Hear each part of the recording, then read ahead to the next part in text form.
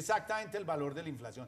Todos los demás tienen 1 punto, medio punto, 2 puntos, por encima de la inflación. Perdón, yo no estoy, Siempre, Guillermo, en yo 9 no estoy haciendo negociaciones. ninguna afirmación. Estoy contando que eso es lo que plantea un estudio de Hugo López, que creo que es el economista en materia laboral más importante de este país. Entonces, que van a congelar el salario más. No lo van a Hugo dice, Cecilia, para no que lo los van a parafiscales generen empleo formal, hay que además congelar a nivel de inflación salario mínimo y auxilio de transporte. Es el Eso es estudio de más conocer serio. aumentos de Es el estudio más serio. productividad. El estudio de Cárdenas, que Cárdenas lo hizo con Santa María cuando estaban en desarrollo, Muy. sobre formalización Y de Alejandro empleo. Gaviria también. En el mejor de los casos da el 10% de la formalización. Entonces, todo este desbarate nos lo quieren presentar para generar para formalizar 400.000 empleos, no para generar. Perdone. Pero en el fondo lo que va implícito A ver, en el alma de la a ver. reforma es una rebaja Se a las va- rentas del se capital. va- Eso se es todo va lo a que- privilegiar el empleo en esta ocasión y no se van a disminuir los recaudos. Aquí comenzamos hablando que esto va a generar más recaudos.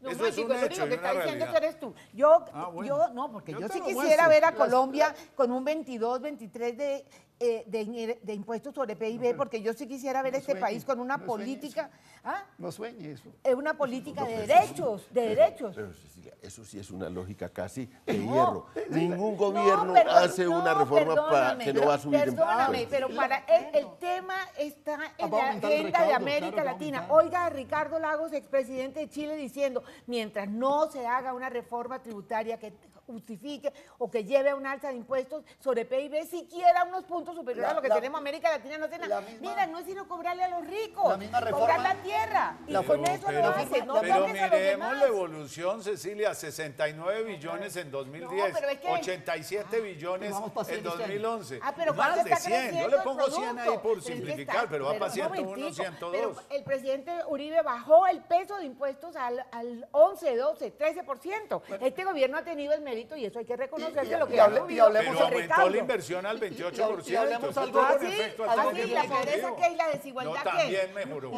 También no vale la pena. mejoró. La desigualdad en Colombia es el único país de América Latina que Entonces no sigue ha hecho, empeorando, claro. es la claro. peor distribución y no ha Tercer hecho país ningún más avance desigual- significativo. Tercer país más desigual del Ninguno. mundo. Acaba de Ahora, depender más puntos. Séptimo No, país. va en el tercero. Estudie el informe del PNUD 2011. Vamos de tercero. No, Estudie el séptimo informe nunca. 2011 del PNUD. No, pero si se mete en Angola, África Haití y subsahariana. Colombia, doctora. Actualícese porque tiene el del 2010. El del 2011 ya vamos de tercero. Y le quiero comentar una Pues si cosa le ganamos ahora sí. que me parece importante.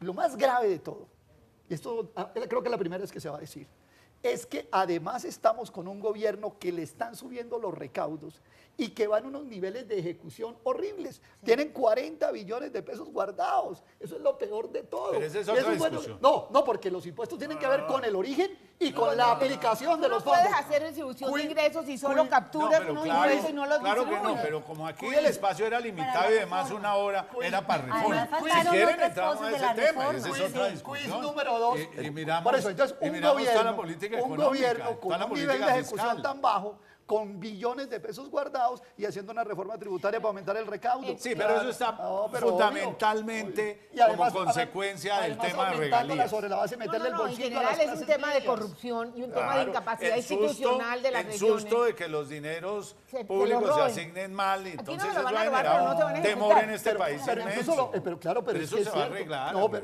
¿cuándo se va? Vamos a ejecutar 20 billones tienen guardados en el último dato que se ha dado sobre 24 billones. Entonces fíjese usted, El ¿para qué anterior vamos a hacer ministro una de reforma tributaria? Para bajarle, porque ¿a dónde va mi argumento?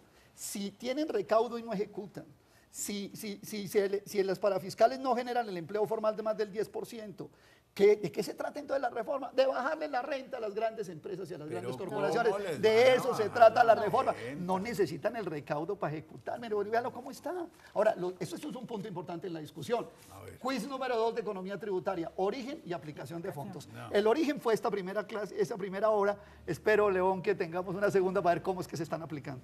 Las el resto de la estrategias de reforma. inversión, La reforma la podemos La hacer una... reforma tiene otra cantidad de cosas. Lo no, que sí, pasa claro. es que Uy, mire, lo de uno la no puede mirar. simplificación del IVA, quitar esas 6 o 7 tarifas, eso es Yo creo que buenísimo. aporta unas fuentes de evasión que me parece que es importante y creo que algunas señales como lo de los contratos de seguridad, aunque se mantienen lo que está, es que eso sí era la vergüenza. Ahora, miren, con lo de las zonas francas, que yo quisiera estudiarlo mejor, en el debate que tuvimos en el Congreso a raíz de los hijos del presidente y de su zona franca, llegamos, y eso fue Juan Camilo Restrepo el que nos ayudó a hacer esos cálculos, si no estoy mal, o de su libro, alguna parte, algunas zonas francas llegaban a pagar solamente el 5%. Eso es lo más loco que hemos podido Sí, ver. porque eso te en algún genera momento hubo la deducción la devolución concurrente exacto. de Terminaban inversión en en activos bueno, ahora productivos se les y sube. después con el Se impuesto les al sube. 15. Por Eso me parece se que dieron por lo cuenta que ha menos sido un ¿Qué es lo error que y se están logrando corrigió. ahí? Están dejando la estabilidad, lo que había, de alguna manera la continuidad, los que habían, pero, Pero eso no, está para totalmente... redondear Pero los es que el se modelo están tramitando de también, camino. doctora, los que se están tramitando también siguen. No solamente los que había, hay unos en trámite y es increíble que la reforma no dice, oiga, los del trámite quietos, ¿sí? No, estos los también de van. trámite Siguen. O sea que los que Pero estaban no hay en la nuevos. cola, como en las elecciones de Venezuela, los que estaban en la cola siguen votando.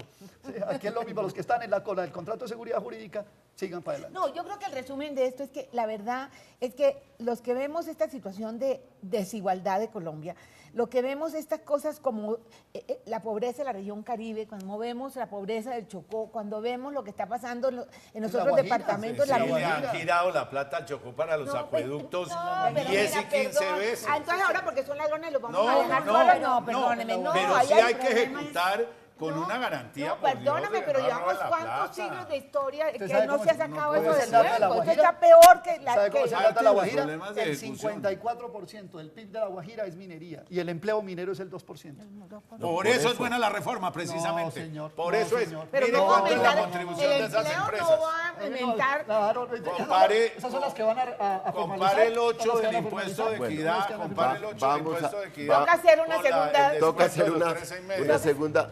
Estamos en la controversia, estamos desde Casa de Citas, queremos invitarlos la próxima semana, a esta misma hora, quizás a un debate parecido. Aurelio dijo que los impuestos generaron una revolución, Pero aquí toca generaron acabar una de revisar discusión la enorme. reforma. Todas. Buenas noches, Válido, muchas es lo que gracias va a a pasar. todos los que Muchas gracias. nos acompañaron esta noche. ¿Qué tal que dejara? ¿Qué tal que dejara? No, porque si uno se pone aquí de educado a esperar que le den la palabra, se queda callado. Se quedan callados.